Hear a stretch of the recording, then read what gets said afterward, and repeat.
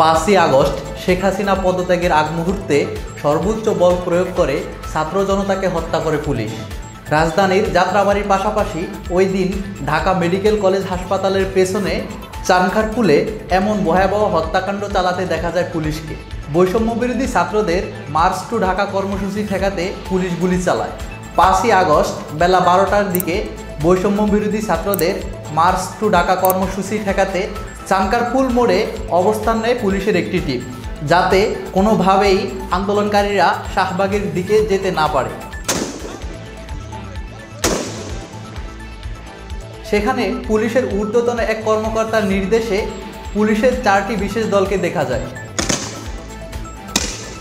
তাদের একটি দল টিয়ার শেল নিক্ষেপ করছিল, অন্য একটি দল সাউন্ড গ্রেনেড ছুড়ছিল আন্দোলনকারীদের লক্ষ্য করে, আরেকটি দল রাবার বুলেট ছুড়ছিল।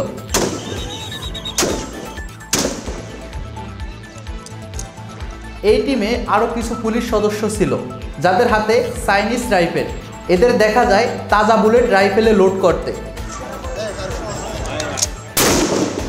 ঊর্ধ্বতন সেই কর্মকর্তা নির্দেশ দিচ্ছিলেন শিক্ষার্থীদের উপর গুলি চালাতে।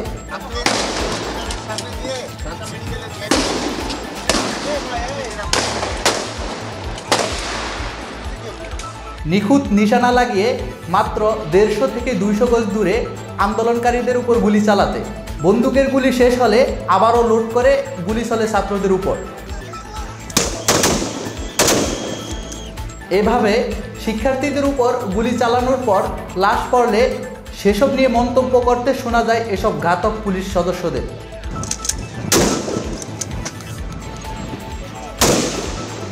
গুলিতে লুটিয়ে পড়া ছাত্র জনতাকে ধরাধরি করে হাসপাতালের দিকে নিয়ে যেতে দেখা যায়। ওই সময় ঢাকা মেডিকেলে গিয়ে দেখা যায় লাশের সারি। এদিন সারা দেশে প্রাথমিক হিসাবে 104 জনের হত্যার খবর পাওয়া গেছে।